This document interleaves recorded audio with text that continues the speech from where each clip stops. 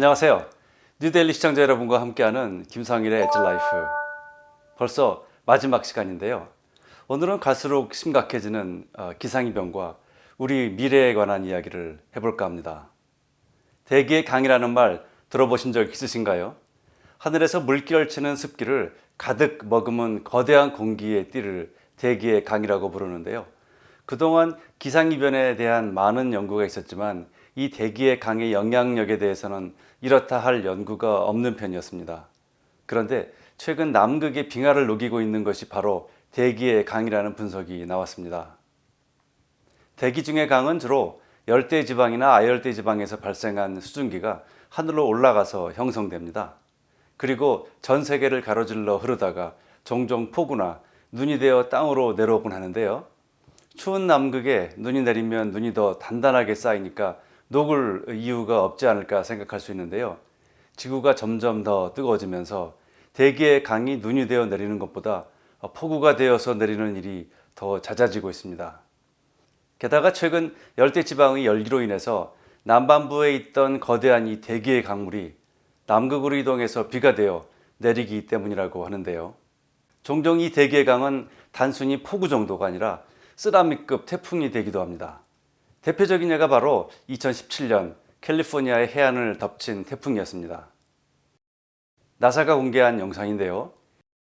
대기의 강이 강한 고기압 전선과 만나면서 순식간에 무시무시한 태풍이 되어서 해안을 강타하는 장면입니다. 이 장면을 보면서 지구온난화로 인한 기상재앙은 지금보다 훨씬 더 가공할 위협이 될 수 있다는 생각이 마음을 무겁게 했습니다. 독일의 환경 NGO인 German Watch의 새로운 조사 결과에 따르면 2000년과 2019년 사이에 전 세계적으로 약 11,000건의 극단적인 기상재해가 발생했고요. 이로 인해서 160개 이상의 국가에서 약 47만 5천 명이 목숨을 잃었다고 합니다. 가장 많은 피해를 입은 나라는 푸에르토리코이고요. 미국 플로리다 해안에서 1300km 거리에 있는 아이티섬과 동남아의 미얀마가 그 뒤를 이었습니다. 특히 미얀마는 열대성 폭풍과 다른 기후 스트레스 요인으로 환경과 건강뿐만 아니라 경제, 정치적인 불안을 야기시킬 위험이 있는 것으로 분석했습니다. 이외에 최악의 피해를 입은 12국가에는 필리핀, 모잠비크, 바하마, 방글라데시, 파키스탄, 태국, 네팔 등 대부분 지구상에서 가장 가난한 나라들입니다. 이들 나라가 기상이변 재해로 입은 손실은 2조 5천억 달러, 우리 돈으로 약 3천조나 됩니다. 부자 나라에서도 만만치 않은 규모인데 가난한 나라에서는 거의 회복이 불가능할 만큼 치명적인 손실입니다. 조머너치의 정책 고문인 데이비드 에크슈타인은 이번 분석이 폭풍, 홍수, 폭염과 같은 갑작스럽고 단기간에 나타나는 기상이변만을 고려했을 뿐이라고 언급하면서요. 해수면 상승이나 해안 온난화, 빙하 용해와 같은 완만한 속도의 기상이변은 감안하지 않았다는 점에서 본다면 드러난 결과보다 더 많은 피해가 진행되고 있는 것이라고 지적했습니다. 물론 우리가 잘 알다시피 미국이 입은 피해도 만만치 않지요. 거의 매년 연례 행사처럼 발생하는 미국 서부의 화재는 지역 주민들에게는 단순한 재산과 인명 손실을 넘어서 트라우마로 깊어가고 있을 정도입니다. 조머너치가 미국의 피해 자료를 다 확보하지 못해서 순위에는 들지 못했지만 아마 피해 규모로 본다면 너끈히 손가락으로 꼽을 만큼 막대한 피해를 입은 나라가 바로 미국입니다. 유럽의 선진국들도 예외는 아닙니다. 최근에는 재난의 영향을 완화하고 위험 감소 전략을 실행할 능력이 있는 선진국들의 피해도 점점 늘어가고 있습니다. 점점 더 기상이변이 심각해지고 있다는 반증이기도 한데요. 미국 브루킹스 연구소와 유엔 재해위험감축본부 등을 포함한 신뢰할 만한 전문기관은 환경재앙을 경제적, 인적, 심리적 그리고 사회적으로 치명적인 손실을 가져오는 총체적 재앙이라고 말합니다. 그러므로 기후가 안정되지 않는 한 지구촌의 평화는 없습니다. 지금 전 세계적인 탄소 제로 운동 등으로 아슬아슬하게 유지되고 있는 이 평화와 균형은 그야말로 순식간에 무너질 수 있습니다. 그리고 이미 위험 수위에 다가가고 있는 만큼 대기의 강처럼 낯설고 더욱 강력한 위협들이 언제 어디서 시작될지 모를 일이지요. 그러므로 우리들의 미래와 내 자녀의 미래가 안전하고 행복하기를 바란다면 우리 사회의 민주주의를 지키듯이 인권과 자녀들의 학교를 지키듯이 탄소 제로와 환경 안전을 지키는 노력에 동참해야만 할 때입니다.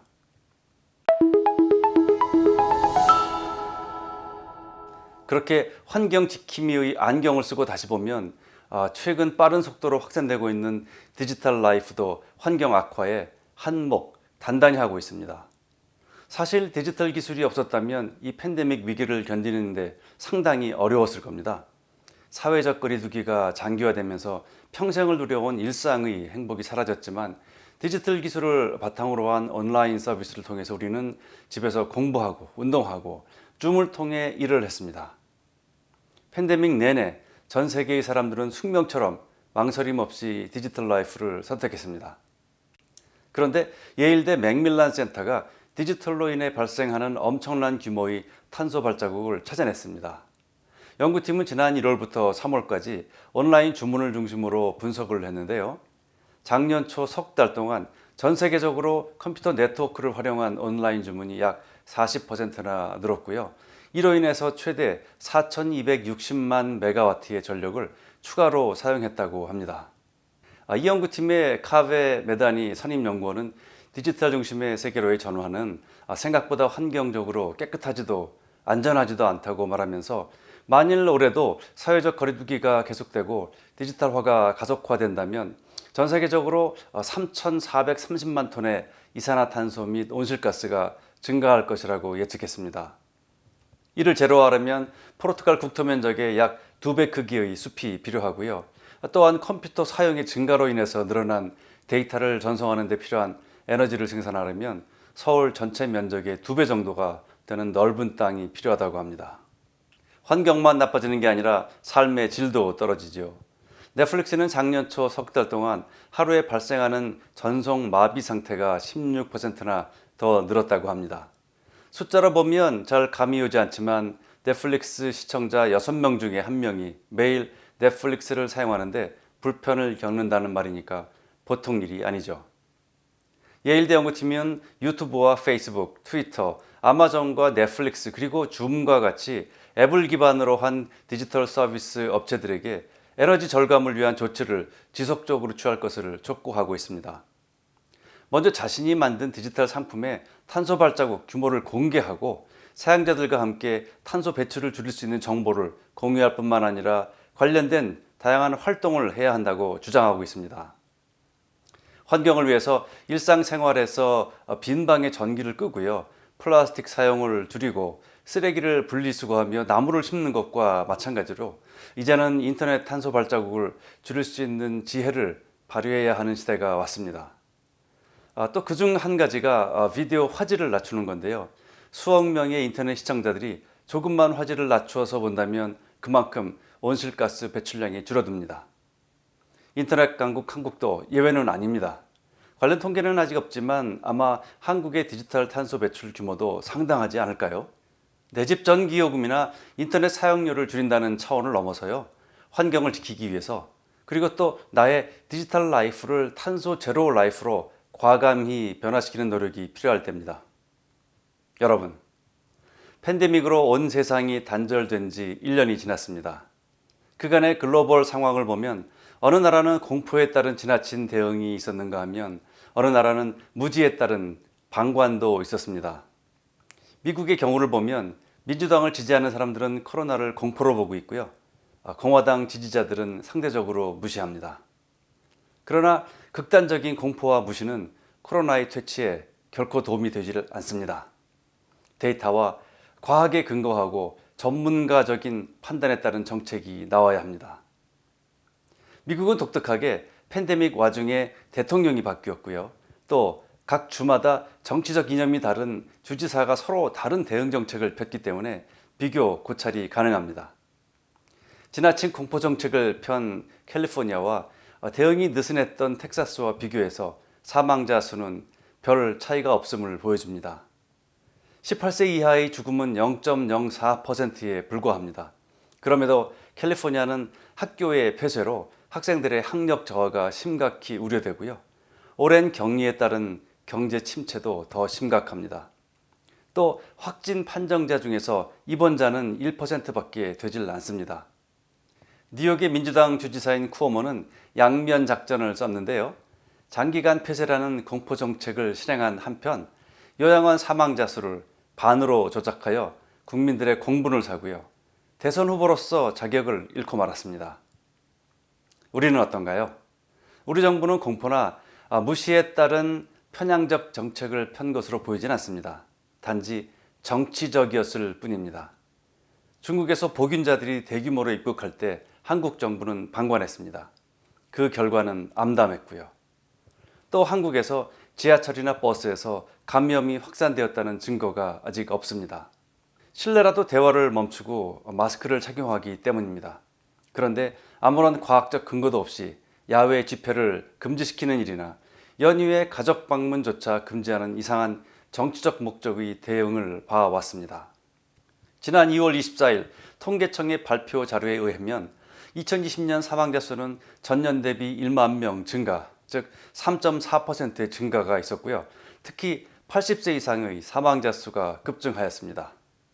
BBC 방송에 의하면 선진국 중에서 한국이 전년 대비 초과 사망자 중 코로나로 인한 사망이 기타 EU 사망보다 적은 유일한 나라입니다. 이해하기 어려운 통계입니다. 1만 명이나 더 사망했는데 대부분이 코로나가 아닌 다른 이유라고 합니다. 한국 정부의 공식 코로나 사망자 수는 지난 3월 현재 1,700명 수준입니다. 그렇다면 작년 한 해 코로나가 아닌 뭔지 다른 이유로 그 전해보다 8,300명 더 돌아가셨다는 이야기입니다. 통계청의 자세한 사인에 관한 자료는 아직 나오지 않았으니 추가적인 발표를 지켜보겠습니다. 지난 1년 동안 세계는 엄청난 변화를 목도하였습니다. 사무실이 아닌 집에서 일하게 되었고요. 여행이 금지되면서 스테이케이션이 늘었습니다. 에너지 소비도 이에 따라 현저히 줄어 탄소 배출량도 잠시 감소되었습니다. 전 세계가 몸살을 앓으면서 10년 가까이 걸리던 백신의 개발이 10개월 만에 개발되는 기적 같은 일이 일어났습니다. 이제 각국은 백신 전쟁에 돌입했습니다. 작년 여름 올림픽 개최가 연기된 가운데 지난 한 해 동안 국가별 코로나 대응 올림픽이 벌어지고 있습니다. 항상 상위 10위권을 고수하던 한국이 이번 코로나 백신 올림픽에는 완전히 하위권에 머물고 있습니다.